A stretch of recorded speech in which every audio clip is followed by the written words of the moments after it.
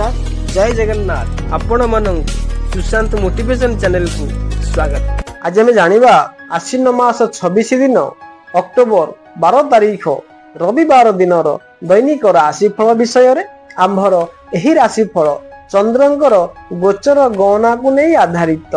चंद्रंकर गोचर गणना आम जीवन उपरे बहुत प्रभाव पकाई थाए। आसंतु सर्वप्रथमे जानिबा आज दिनर तिथि और नक्षत्र विषय रे। आज कार्तिक मास कृष्ण पक्ष षष्ठी तिथि संध्या 6:23 पर्यंत रहुछि।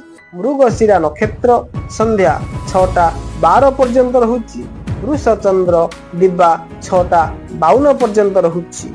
आजिर घात चंद्र बिछा राशि आजिर निषिद्ध खाद्य षष्ठी और रविवार जोगु आमिष बिरी मसूर अदा निम्ब दुग्ध द्रव्य भोजन निषेध। आज शुभ बेला हेउछि दिबा 6:30 परे 8:54 मध्ये इथिला। आज दिनर तिथि और नक्षत्र विषय रे आसंत जानिबा समस्त द्वादश राशि राशिफल विषय रे। आसंत सर्वप्रथम जानिबा मेष राशि व्यक्ति विषय रे। पारिवारिक सद्भाव एवं संपर्कीय स्नेह श्रद्धा और आदर पाई खुशी रे रहिबे। आज को केते दिन हैला जहा भाबुथिले ताहा आज सुविधा रे पाई पारंती। निर्माण व्यवसाय और परिवहन रे समस्यार समाधान रो आशा रहिछि।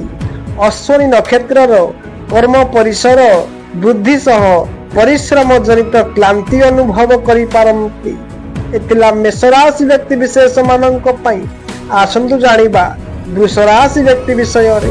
घरोई झमेला कारणरू मानसिक अस्थिरता अनुभव करिबे। वाणिज्य परिवहन प्रशासन तथा प्रकाशन क्षेत्र रे शुभ फल पाइबे।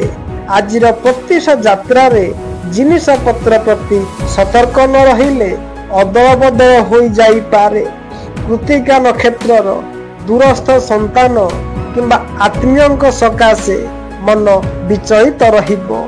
एथिला वृष राशि व्यक्ति विशेष मानक पई आसंतु जानिबा मिथुन राशि व्यक्ति विषय रे। कर्म क्षेत्र रे असुविधा मध्य रे अटकी रहिबा कार्य सुविधा रे होई जीवो। आरोग्य नक्षत्र दैहिक दुर्बलता जोगु मंथर गति रे प्रत्येक कार्य निश्चित भाव रे संपूर्ण हेबो। आलोचना काल रे द्वंद्व रे पड़ी बंधुंकर कथा को ठीक भावे बुझी पारिबे नाही। आर्थिक परिस्थिति बदलाइबा पई विकल्प व्यवस्था सकाशे आपण आज मनस्थ करि पारंती। एथिला मिथुन राशि व्यक्ति विशेष मानक पई आसंतु जानिबा कर्कट राशि व्यक्ति विषय रे।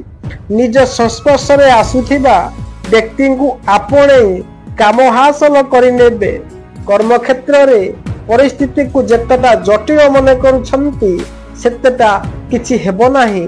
अश्लेषा नक्षत्र निर्माण क्षेत्र रे प्रतिबंधक सृष्टि हेले मध्य काम स्थगित रहिबो नाही।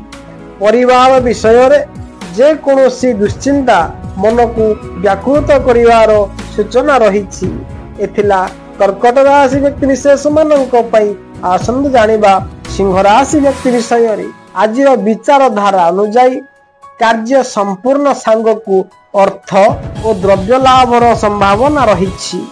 पूर्व फाल्गुनी नक्षत्र पारिवारिक परिस्थिति मंद हेबो नाही। देह भल रहिले मध्य कठिन परिश्रम किंबा भ्रमण जनित क्लांति बोध करिबे। कला क्रीड़ा चलचित्र संगीत प्रतियोगिता रे सफलता जोगु मन खुशी रहिबो।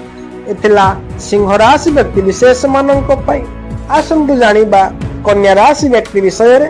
बंधुंक सह धार्मिक वातावरण किंबा सामूहिक काम रे तत्परता प्रकाश करिबे। चित्रा नक्षत्र कोनोसी खल लोकंक कथारे पड़ी हैरान होई पारंती। अवहेला कारणरू केतेक काम सकाशे अन्यर साहाय्य नेबाकू बाध्य हेबे। मकदमा वितर्क संगठन क्षेत्ररू शुभ फल पाई पारंती। एतिला कन्या राशि व्यक्ति विशेष मानक पई आसंतु जानिबा तुला राशि व्यक्ति विषय रे। कर्म क्षेत्र रे उन्नत विचारधारा सांग को सुसंजत କାର୍ଯ୍ୟଶୈଳୀରୁ ପ୍ରଶଂସିତ ହେବେ। ବିଶାଖା ନକ୍ଷତ୍ର ହଠାତ୍ ମୂଲ୍ୟବାନ ଜିନିଷଟି ନ ପାଇ ବନ୍ଧୁଙ୍କ ଉପରେ ରାଗି ଯାଇପାରନ୍ତି। ଶିଳ୍ପ ବ୍ୟବସାୟ ରାଜନୀତିରେ ସମ୍ମାନିତ ହେବେ। ଗବେଷଣା ସାହିତ୍ୟ ସାମ୍ବାଦିକତା ତଥା ପ୍ରଶାସନିକ ସ୍ତରରେ ଆଶାନୁରୂପ ସଫଳତା ପାଇପାରନ୍ତି। ଏଥିଲା ତୁଳା ରାଶି ବ୍ୟକ୍ତି ବିଶେଷ ମାନଙ୍କ ପାଇଁ। ଆସନ୍ତୁ ଜାଣିବା ବିଛା ରାଶି ବ୍ୟକ୍ତି ବିଷୟରେ। ଭାଗ୍ୟ ଅଧିପତିଙ୍କର ଉଚ୍ଚ ଅବସ୍ଥାନ ଯୋଗୁଁ ପ୍ରତ୍ୟେକ କ୍ଷେତ୍ରରେ ସକାରାତ୍ମକ ଚିନ୍ତାଧାରା ସମସ୍ତ ପ୍ରକାରର ସୁଖ ସୌଭାଗ୍ୟ ପ୍ରଦାନ କରିବ। କିନ୍ତୁ ଜ୍ୟେଷ୍ଠା ନକ୍ଷତ୍ର କ୍ରୋଧର ବଶବର୍ତ୍ତୀ ହୋଇ ବନ୍ଧୁଙ୍କ ସହିତ ମନୋମାଳିନ୍ୟ ଯୋଗୁଁ ମନ ଉଦାସ ରହିପାରେ। କଳା ସାହିତ୍ୟ ସାମ୍ବାଦିକତା ଓ କ୍ରୀଡ଼ା ଚଳଚ୍ଚିତ୍ରରେ ସମସ୍ୟାର ସମାଧାନ ହୋଇଯିବ। ଏଥିଲା ବିଛା ରାଶି ବ୍ୟକ୍ତି ବିଶେଷ ମାନଙ୍କ ପାଇଁ। ଆସନ୍ତୁ ଜାଣିବା ଧନୁ ରାଶି ବ୍ୟକ୍ତି ବିଷୟରେ। ବୃହସ୍ପତିଙ୍କର ଦୃଷ୍ଟି ପ୍ରଭାବରୁ ପାରିବାରିକ ଜୀବନ ନିୟନ୍ତ୍ରଣରେ ରହିବ। ବନ୍ଧୁ ସମ୍ମୁଖରେ ପ୍ରିୟ କଥା କହି ଭୁଲ ବୁଝାମଣା ହେତୁକ ସମସ୍ୟାକୁ ସୁଧାରି ନେବେ। ମୂଳା ନକ୍ଷତ୍ରର ପଡ଼ୋଶୀଙ୍କ ସହାୟତାରେ ବକେୟା ଅର୍ଥ ଲାଭ ହୋଇପାରେ। ଆଜି ଯାତ୍ରା ସମୟରେ ଅନ୍ୟମନସ୍କ ରୁହନ୍ତୁ ନାହିଁ ଏବଂ ଯାନବାହନରେ ସତର୍କତା ଅବଲମ୍ବନ କରନ୍ତୁ। ଏଥିଲା ଧନୁ ରାଶି ବ୍ୟକ୍ତି ବିଶେଷ ମାନଙ୍କ ପାଇଁ।